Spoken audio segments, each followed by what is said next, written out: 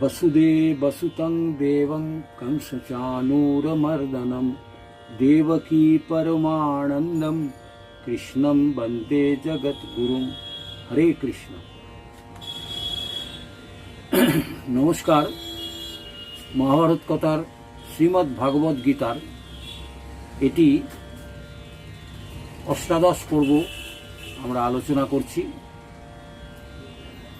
আজকের যে শ্লোকটিকে আমরা বেছে নিয়েছি এটি হলো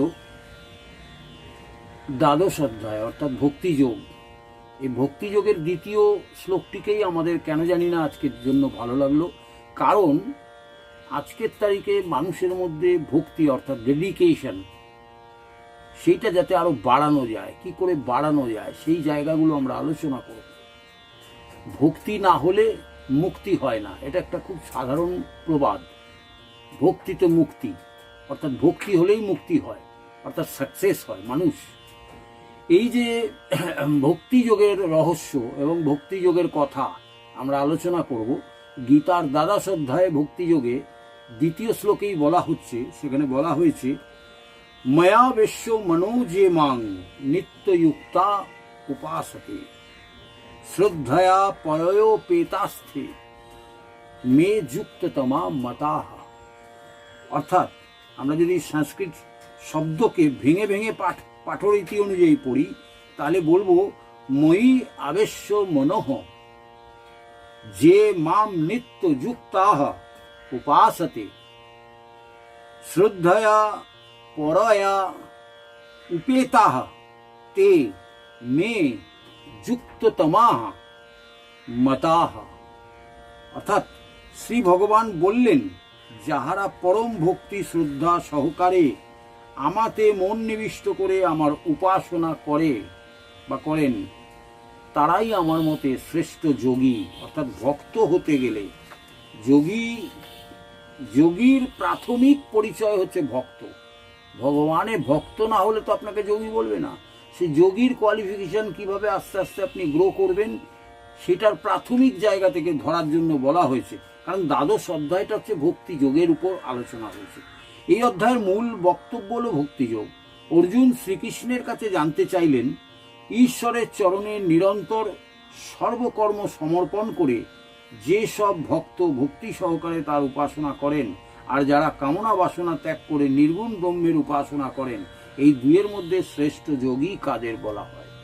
দু রকমের যোগী, তাদের মধ্যে শ্রেষ্ঠ যোগীকে ভগবান উত্তরে বলেন যেসব ভক্ত নির্গুণ নিরাকার ব্রহ্মের উপাসনা করেন তাদের সিদ্ধি লাভের জন্য সগুণ উপাসক অপেক্ষা অধিকতর ক্লেশ পেতে হয় এবং দেহাভিমানী ব্যক্তিগণের পক্ষে নির্গুণ নিরাকার ব্রহ্মের সাধনা করা অতিশয় কঠিন। ভক্তির দ্বারা সগুণ ব্রহ্মের উপাসনা করা নিরাকার ব্রহ্মের উপাসনা থেকে সহজ। ভক্তির দ্বারা ভগবান শ্রী রামকৃষ্ণ বলছেন কলিতে ভক্তিই হচ্ছে একমাত্র উপায়। অর্থাৎ এখন কোন রকম কায়দা কানুন করে ভগবানকে পাওয়া যাবে না। ভগবানকে পেতে গেলে আমাদের ভক্তির পথ ধরে এগিয়ে যেতে হবে। বাকি জ্ঞানের পথ জ্ঞানের পথ এখন যা দিনকাল পড়েছে তাতে মানুষ জ্ঞানের পথ থেকে সরে এসেছে, অন্ধকারের পথের দিকে যাচ্ছে। একমাত্র বেঁচে ফিরতে পারে ভক্তির পথে ডেডিকেশন। সেই ডেডিকেশন আমাদের বাঁচাতে পারে, সেই ভক্তি আমাদের বাঁচাতে পারে। তাহলে অভ্যাসযোগ দ্বারা তাকে লাভ করতে হবে। অর্থাৎ এই চিন্তা করে নিষ্কাম কর্ম করাই ভক্তি মার্গের পথ। যদি ভগবানের প্রতি কেউ স্থিরভাবে চিত্ত সমাহিত করতে না পারেন তাহলে তাকে অভ্যাসযোগ দ্বারা তাকে লাভ করতে হবে। যদি অভ্যাসযোগ দ্বারা মনকে স্থির করতে কেউ অসমর্থ হন তবে ভগবত প্রীতিকর কর্মে একনিষ্ঠ হতে হবে, কারণ এতে কর্ম করতে করতে ক্রমে সিদ্ধি লাভ হয়।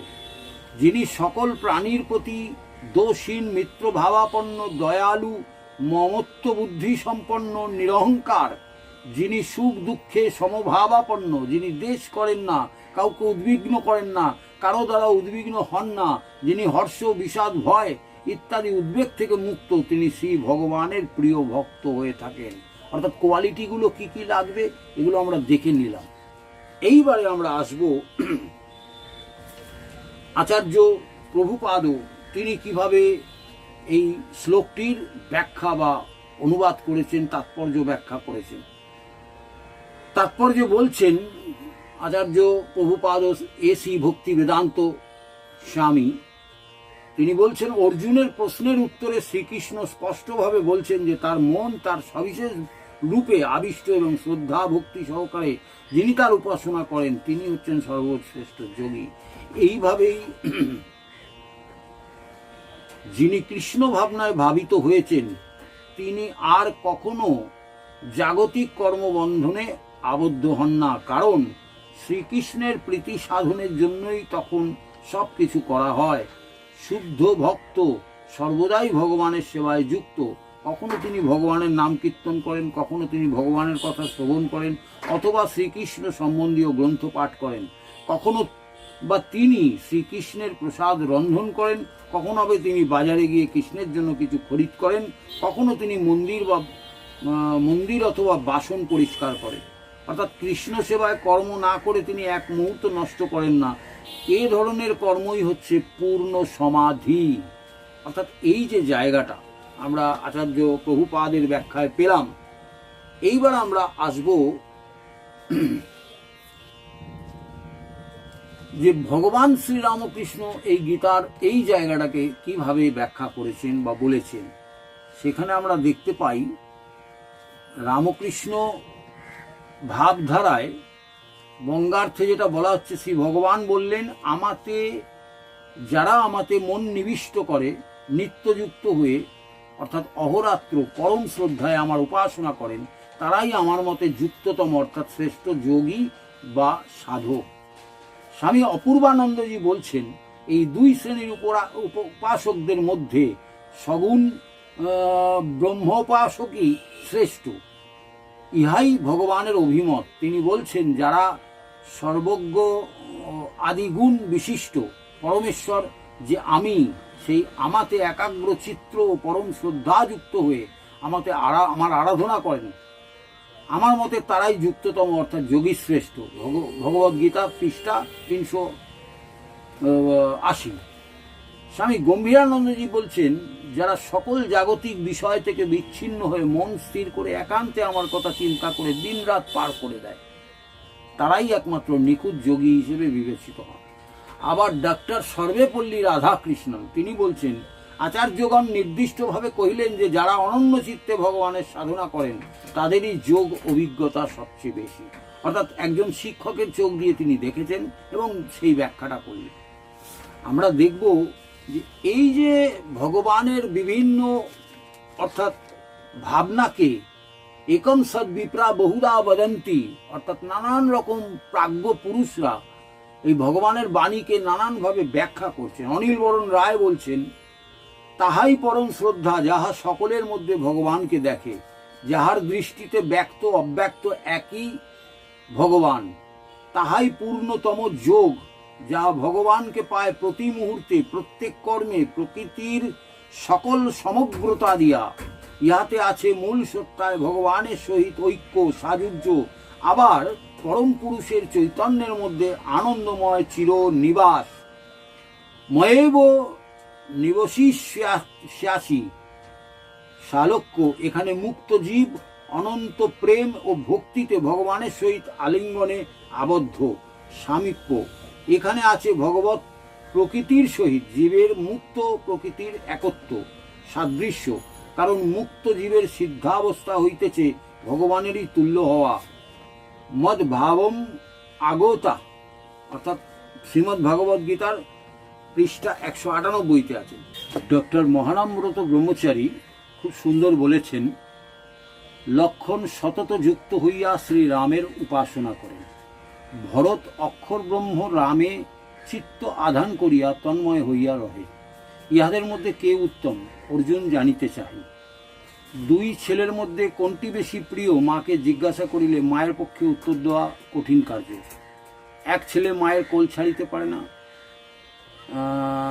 ছাড়িলে বাঁচে না।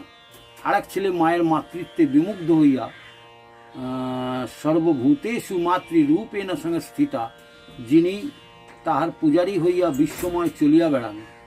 অর্জুনের জিজ্ঞাসায় গীতার বক্তা একটু অসুবিধায় পড়িলেও বলিবার মতো একটা কথা পাইলেন। উচ্চ গ্রামে আরূঢ় গান, আবার অবরোহ পথে নবায়মানতা লাভ করিল। অর্থাৎ দ্বাদশ অধ্যায়ের নাম হচ্ছে ভক্তিযোগ। অধ্যায়ের শেষে ভগবান ভক্তি ধর্মকে ধর্মামৃত অর্থাৎ ধর্মের অমৃত বলিয়াছেন। আস্বাদনীয় দ্রব্যের মধ্যে যেমন অমৃতেরই শ্রেষ্ঠত্ব, সেইরূপ সকল হইতে বিচার ভক্তি ধর্মেরই সর্বাতিশায়ী মাধুর্যবত্তা। গীতা ধ্যান সমগ্র, পৃষ্ঠা 311। এই যে এত সুন্দর সুন্দর ব্যাখ্যা আমরা দেখতে পাই, অর্থাৎ ভক্তিযোগ, লেগে থাকা, ভগবানকে সব কিছু নিবেদন করে দেওয়া। আমরা আমাদের প্রত্যেকটা পর্বে শ্রীমদ্ ভগবদ্ গীতার সঙ্গে যেমন শ্রীরামকৃষ্ণের ভাবনা, বিভিন্ন মনীষীদের ভাবনা, বিভিন্ন শিক্ষাবিদদের চিন্তা ভাবনা আমরা এতে ব্যবহার করি বা উপমা হিসেবে নিয়ে আসি, তেমনি অবধারিত আমরা ভগবদ্ গীতার মূল ভাবের সঙ্গে একজনের গান আমরা নিশ্চয়ই সেটা নিয়ে আসবো। আপনারা বুঝতেই পেরেছেন, রবীন্দ্রনাথ ঠাকুর উপনিষদময় প্রাণ পুরুষ তিনি। গীতা উপনিষদ তিনি সারা জীবন ধরে এত পাঠ করেছেন, এত উপলব্ধি করেছেন, তার মর্মার্থ মর্মে মর্মে তিনি গেঁথে নিয়েছেন নিজের মধ্যে। সেই জায়গা থেকে আমরা দেখতে পাই যে ভগবানের প্রতি তার ভাবনা কতটা গভীর ছিল। তার সেই গীতবিতানের পূজা পর্বের 104 নম্বর গানটি বিখ্যাত গান, সিনেমায় বহুবার ব্যবহৃত হয়েছে, আপনারা জানেন, এবং সেটা মাইকে প্রচুর শুনেছেন, সকলের জানা গান। সেই গানটি হলো, আমি গাইছি। চরণ ধরিতে দিও গো আমারে, নিও না সরায়ে, জীবন মরণ সুখ দুঃখ দিয়ে, বক্ষে ধরিব জড়ায়ে, চরণ ধরিতে দিও গো আমারে, নিও না সরায়ে। স্খলিত শিথিল কামনার ভার, বহিয়া বহিয়া ফিরি কত আর, স্খলিত শিথিল কামনার ভার, বহিয়া বহিয়া ফিরি কত আর, নিজ হাতে তুমি গেথে নিও হার, ফেলো না আমারে ছড়ায়ে, চরণ ধরিতে দিও গো আমারে, নিও না ছড়ায়ে। চির পিপাসিত বাসনা বেদনা, বাঁচাও তাহারে মারিয়া, শেষ জয় যেন হয় সে বিজয়ী, তোমারি কাছেতে হারিয়া। বিকায়ে বিকায়ে আপনারে পারি না ফিরিতে, দুয়ারে দুয়ারে তোমারি করিয়া নিয়োগ আমারে, বরণের মালা পরাই চরণ ধরিতে দিও গো আমারে, নিও না সরাই। রবীন্দ্রনাথের গান আর ভক্তির উপমায় রাবীন্দ্রিক যে বিবরণ আমরা তার গানের মধ্যে দিয়ে পেলাম, আমরা দেখতে পাই স্বামী শুদ্ধাত্মানন্দজি বিভিন্ন জায়গা থেকে সমস্ত ব্যাখ্যাগুলিকে একত্র করে একটা সুন্দর নির্যাস, ভক্তির দৃষ্টিতে সগুণ উপাসনাই শ্রেষ্ঠ। সমগ্র বেদান্ত শাস্ত্র ব্রহ্মসূত্র নির্গুণ উপাসনাকে শ্রেষ্ঠ বলিয়া প্রতিপাদন করিয়াছেন, কিন্তু গীতা সগুণ উপাসনাকে শ্রেষ্ঠ রূপে গণ্য করেছে। ইহার মীমাংসা হওয়া আবশ্যক। উক্ত বেদান্ত মতবাদ সম্পন্ন দুই শাস্ত্রের বিভিন্ন হওয়ায় সমাজে বিভিন্ন মতের সৃষ্টি হইয়াছে। বিশেষত সগুণবাদীগণ নির্গুণবাদকে নিকৃষ্টের দৃষ্টিতে, নির্গুণবাদীগণ সগুণবাদকে উপেক্ষার দৃষ্টিতে দর্শন করেন। সার কথা এই যে বেদান্তের দৃষ্টিতে নির্গুণ উপাসনা শ্রেষ্ঠ, আর গীতার দৃষ্টিতে সগুণ উপাসনা শ্রেষ্ঠ। ভক্তিযোগ প্রসঙ্গে শ্রীরামকৃষ্ণ বলিয়াছেন, কায় মনোবাক্যে ঈশ্বরের নাম ভজন করার নামই হচ্ছে ভক্তি। কায় মনোবাক্যে ঈশ্বরের ভজন করার নামই হলো ভক্তি। ভক্তি জাগতিক কিছুই চান না, একমাত্র ভগবানকেই চান। চরণ ধরিতে দিও গো আমারে, নিও না সরায়। এই যে ভগবানকেই ভজনা করছেন, তাই তো তিনি ভগবানেরও প্রিয়। ভক্তি সম্বন্ধে শাণ্ডিল্য সূত্র বলিয়াছেন, সা পরানুরক্তি ঈশ্বরে, সা পরানুরক্তির ঈশ্বরে, অর্থাৎ শ্রী ভগবানের পরম অনুরক্তি হচ্ছে ভক্তি। ঈশ্বরে পরানুরক্তি অতি দুর্লভ। ভগবানের কৃপায় কেবল তাহা লাভ সম্ভব। অদ্বৈত সিদ্ধিও ভগবৎ কৃপা ব্যতীত হয় না। স্বামী বেদানন্দ বলছেন যে বহু জন্ম ধরে বহু রূপের বহু ভাবের উপাসনার মধ্যে দিয়ে অগ্রসর সাধক শিষ্য পরিশেষে সাকার দেহধারী সদ্গুরুরূপী ভগবানকে আশ্রয় করে। তখন তার কৃপায় শিষ্যের নিরাকার অদ্বৈত সত্তার জ্ঞান লাভ হয়। কিন্তু সেখানেও সদ্গুরুর প্রতি অনন্যা ভক্তিতে যুক্ত হইয়া থাকিতে হয়। অদ্বৈতং ত্রিষু লোকেষু নাদ্বৈতং গুরুনা সহ। কারণ অদ্বৈত ব্রহ্মজ্ঞান সদ্গুরুর কৃপা সাপেক্ষ, মোক্ষ মূলং গুরু কৃপা সাধন সাপেক্ষ নয়। ব্রহ্মসূত্র সিদ্ধান্ত করিয়াছেন, ন প্রতীকে ন হি স, অর্থাৎ এই প্রতীকে আত্মার উপলব্ধি হয় না, কারণ প্রতীক কখনো আত্মা হইতে পারে না। অতএব ব্রহ্মসূত্রের দৃষ্টিতে নির্গুণ উপাসনা শ্রেষ্ঠ।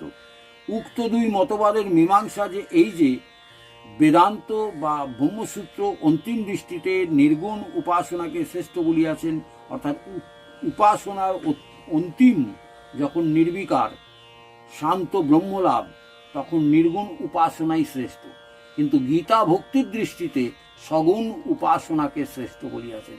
অর্থাৎ দেহীর পক্ষে একেবারে অন্তিম অবস্থা ধারণ করিয়া চলা অত্যন্ত শক্ত।